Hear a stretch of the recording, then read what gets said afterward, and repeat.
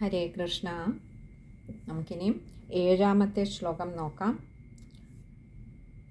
ജ്ഞാനയജ്ഞസ്ത്വയാ തത്ര കർത്തവ്യോ ഹ്യപ്രയത്നത അപൂർവാരസരൂപാ ച കഥാ തത്ര ഭവിഷ്യതി.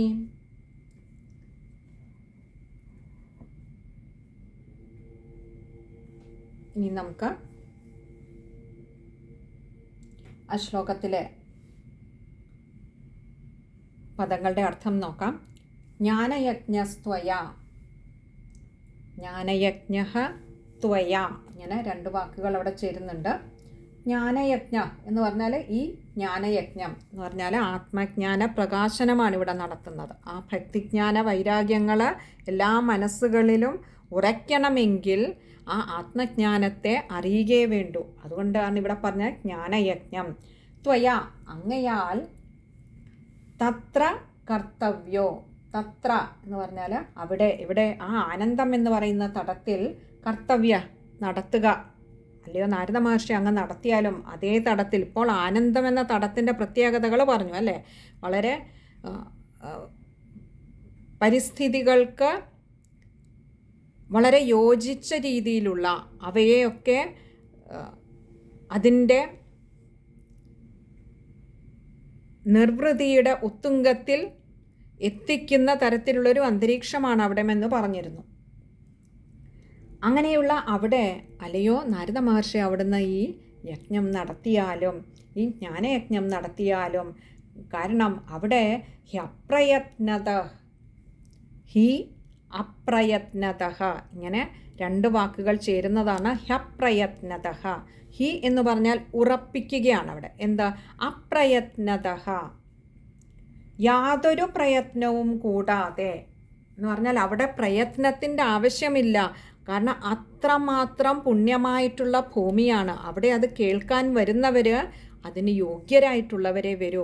അവരിലേക്ക് ഈ തത്വം, ഈ ഒരു ഭാഗവത കഥ, ഈ ഭാഗവത സാരം എത്തിക്കുക എന്ന് പറയുന്നത് വലിയ ബുദ്ധിമുട്ടുള്ള കാര്യമല്ല. വളരെ എളുപ്പം അവരിലേക്ക് അത് ഇറങ്ങും. അവരിലൊക്കെ ഈ ഭക്തിജ്ഞാന വൈരാഗ്യങ്ങൾ ഉറയ്ക്കുകയും ചെയ്യും. അഥവാ ഭക്തിദേവിയുടെ കഷ്ടത്തെയൊക്കെ നീക്കി ജ്ഞാനവൈരാഗ്യങ്ങളെ ഉണർത്താൻ ഏറ്റവും അനുയോജ്യമായിട്ടുള്ള പുണ്യഭൂമിയാണ് ആനന്ദതടം. അതുകൊണ്ട് അവിടെ അങ്ങ് ഈ ജ്ഞാനയജ്ഞത്തെ ചെയ്താലും അപൂർവ രസരൂപാച കഥ തത്ര ഭവിഷ്യതി.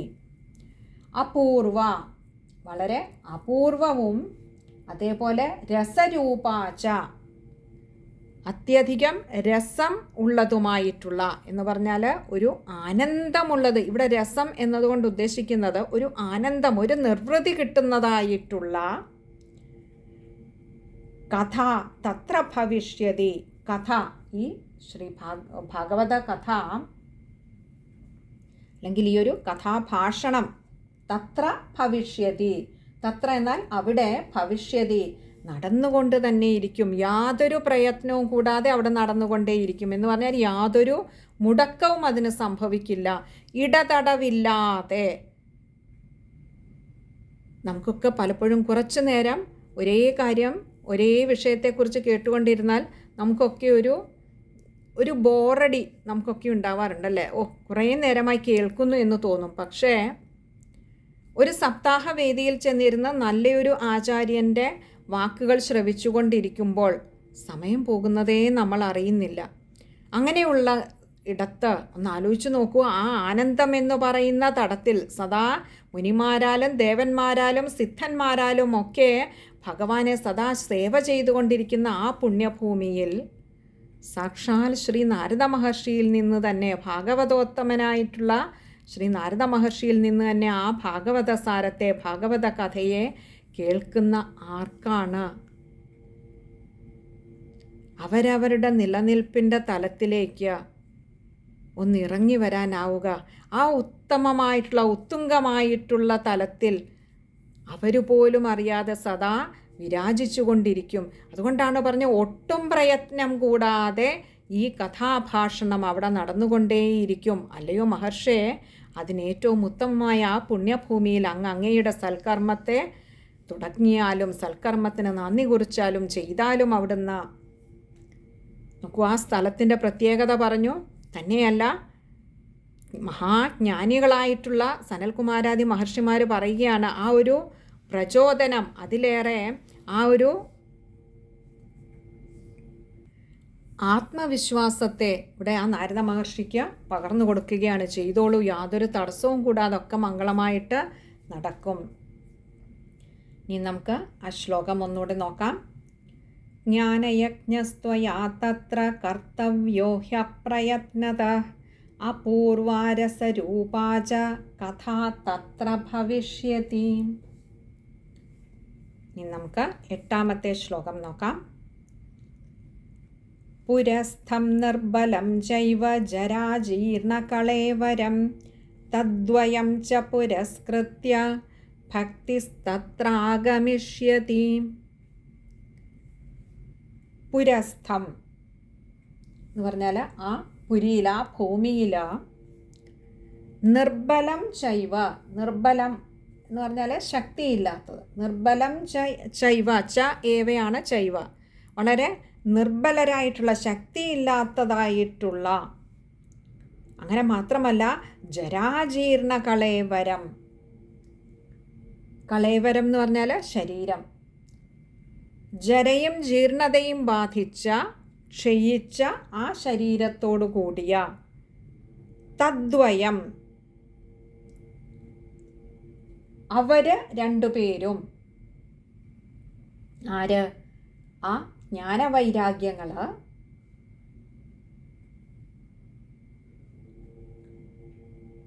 ച പുരസ്കൃത്യ,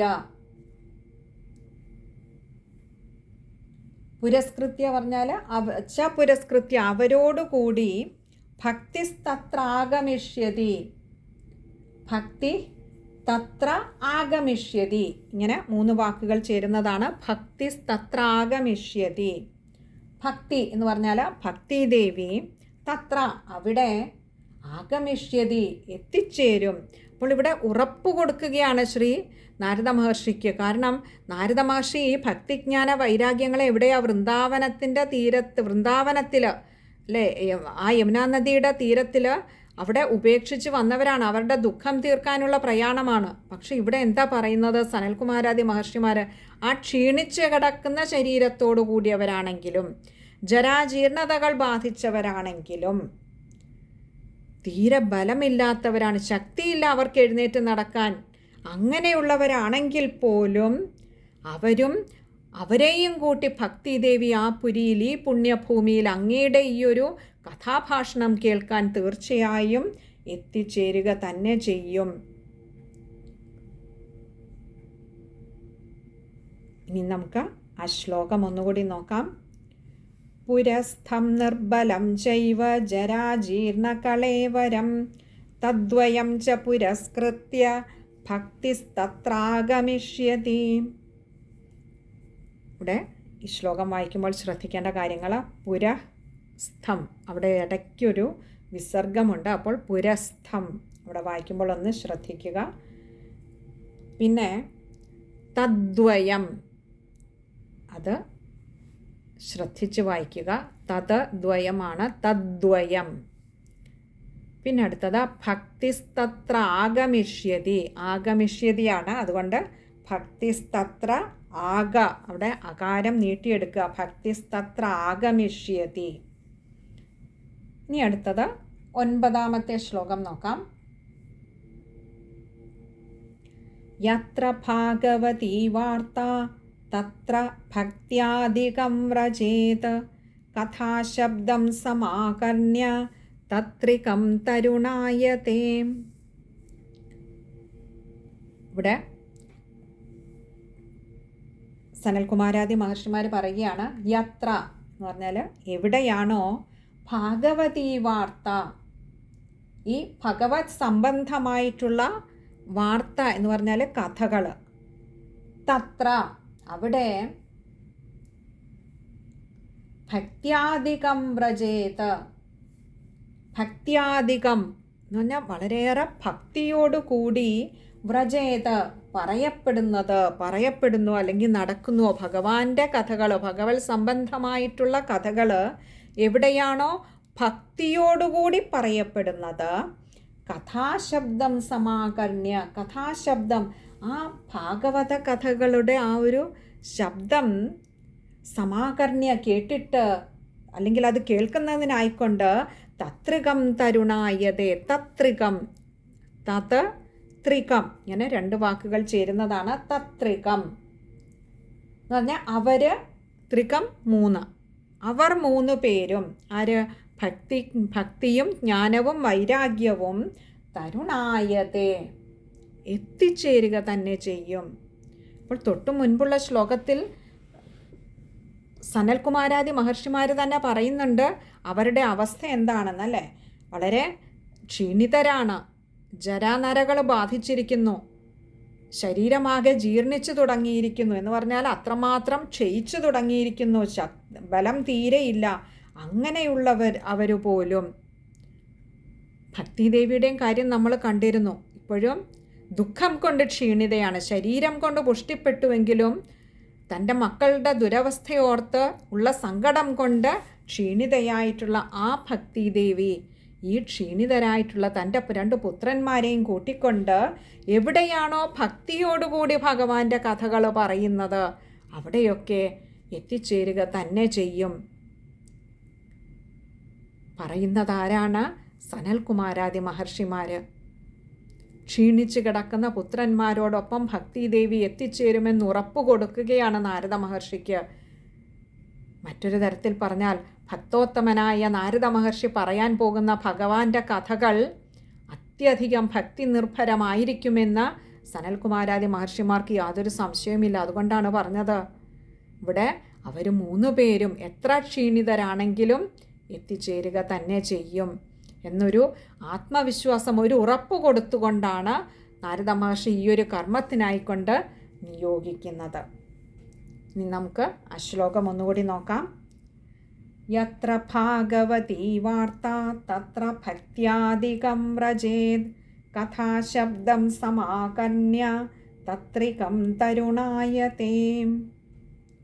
ഇനി ആ ശ്ലോകം വായിക്കുമ്പോൾ ശ്രദ്ധിക്കേണ്ട കാര്യങ്ങൾ: